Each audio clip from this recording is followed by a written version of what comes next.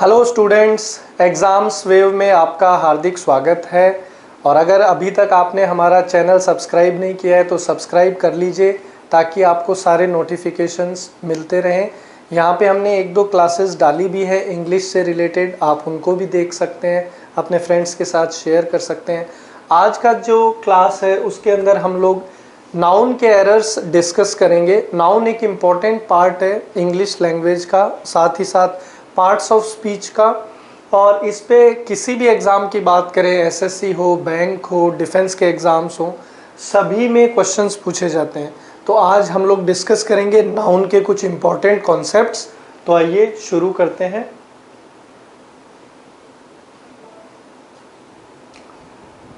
Question number 1 आपके सामने है। सबसे पहले तो हमें ये सीखना है कि एरर के अंदर हमें करना क्या होता है। हमारे लिए डायरेक्शन समझना काफ़ी इंपॉर्टेंट है। आपको दिया है which part of the given sentence has an error. आपको एक सेंटेंस दिया है और उसको हमने A B C D part में डिवाइड किया है। तो हमें ये पता लगाना है कि सेंटेंस के कौन से पार्ट में ग्रामेटिकल एरर है।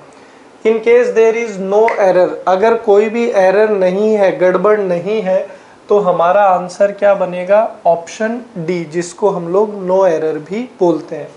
क्वेश्चन नंबर 1 देखिए, ऑर्डर हैज बीन इशूड, ये ए पार्ट हुआ, for his transfer to another district but he has not received them so far, कि भाई उसके ट्रांसफर के लिए आदेश दे दिए गए हैं लेकिन उसे अभी तक वो प्राप्त नहीं हुए हैं।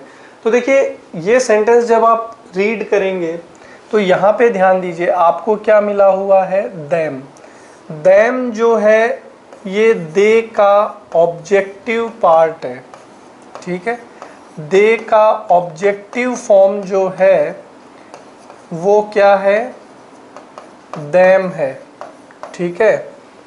तो दे यहाँ पे आपका क्या है? प्लूरल, थर्ड पर्सन प्लूरल, ठीक। और दे किसकी तरह यूज होता है? सब्जेक्टिव केस की तरह, और इसका ऑब्जेक्टिव केस क्या है? देम। तो यहाँ पे एक चीज आपको क्लियर हुई कि देम जो है ये भी क्या है? प्लूरल है, ठीक है। तो जब ये प्लूरल है तो यहाँ पे हम लोग सिंगुलर का इस्तेमाल नहीं कर सकते। यही यहाँ पे इस सेंटेंस में गड़बड़ है। तो यहाँ पे हमको ऑर्डर हैज़ को रिप्लेस करके क्या लिखना पड़ेगा? Orders have. क्या लिखना पड़ेगा? Orders have. सेंटेंस बनेगा orders have been issued for his transfer, कि आदेश जारी कर दिए गए उसके ट्रांसफर के लिए, बट ही हैज़ नॉट, लेकिन उसने अभी तक उन्हें प्राप्त नहीं किया है। तो यहाँ पे कौन से पार्ट में एरर हो गया भाई? पार्ट ए में एरर हो गया, ठीक है।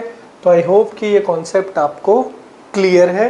बहुत ही इम्पोर्टेंट कॉन्सेप्ट है, इम्पोर्टेंट क्वेश्चन है, और इस तरीके के क्वेश्चंस और कॉन्सेप्ट्स डिटेल में मैंने कोर्स में डिस्कस किए। अब हम लोग आगे चलते हैं, नेक्स्ट क्वेश्चन के ऊपर चर्चा करते हैं।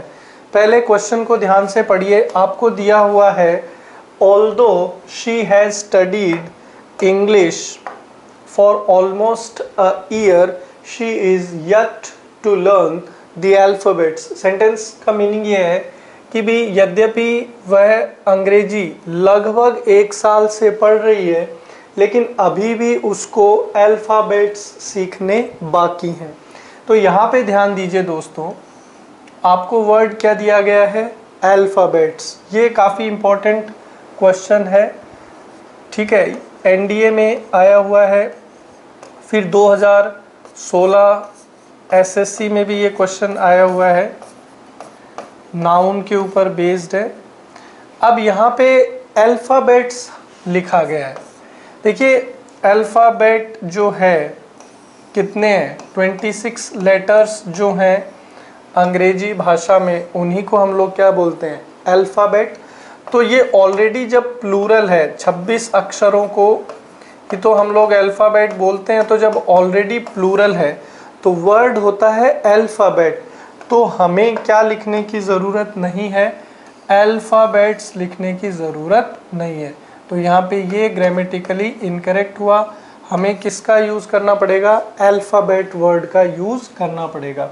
तो यहाँ पे कौन से पार्ट में एरर हो गया दोस्तों, पार्ट सी में एरर हो गया। ये बी है यहाँ पे, तो ए, ये बी और ये सी, तो सी पार्ट में यहाँ पे क्या था, एरर था। चलिए आगे अगले क्वेश्चन के ऊपर फोकस करते हैं। क्वेश्चन नंबर 3 आपको दे रखा है, there are 2 scores of books which are lying unused in the library, कि पुस्तकालय में किताबों के 2 गट्ठे जो हैं रखे हुए हैं और उनका कोई भी इस्तेमाल नहीं हुआ है। ये सेंटेंस है।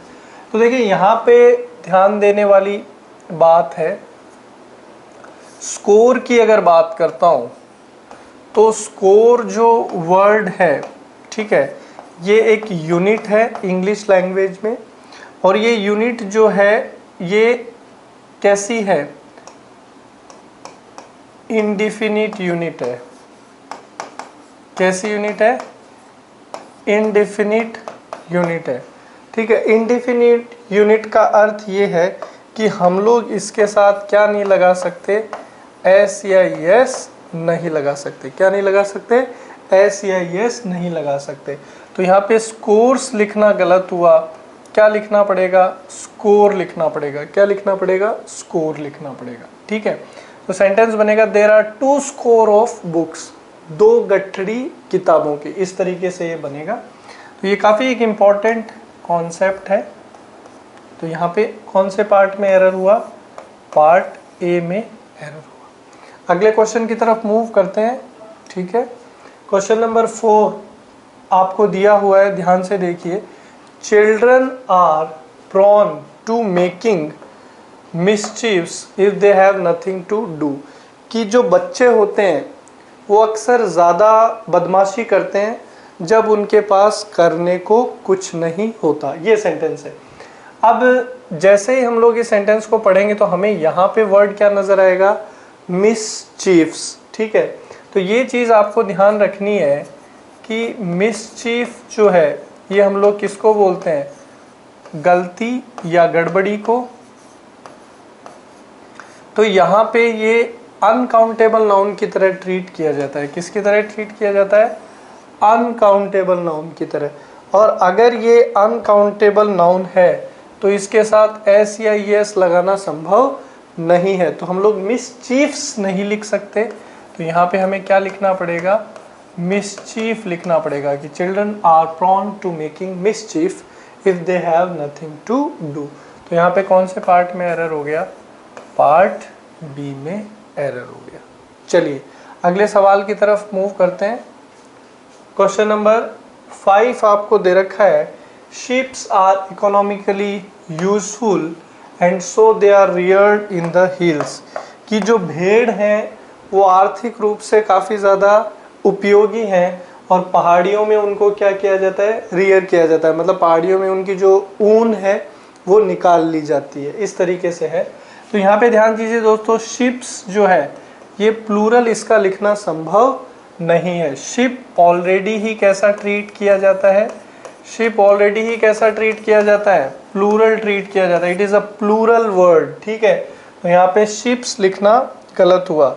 तो कौन से पार्ट में एरर हुआ, पार्ट ए में एरर हुआ। दिस इज योर आंसर, ठीक है। तो इस तरीके के अगर कॉन्सेप्ट्स आप सीखना चाहते हैं तो आप हमारा कंप्लीट कोर्स परचेज कर सकते हैं www.examswave.com से। Thank you.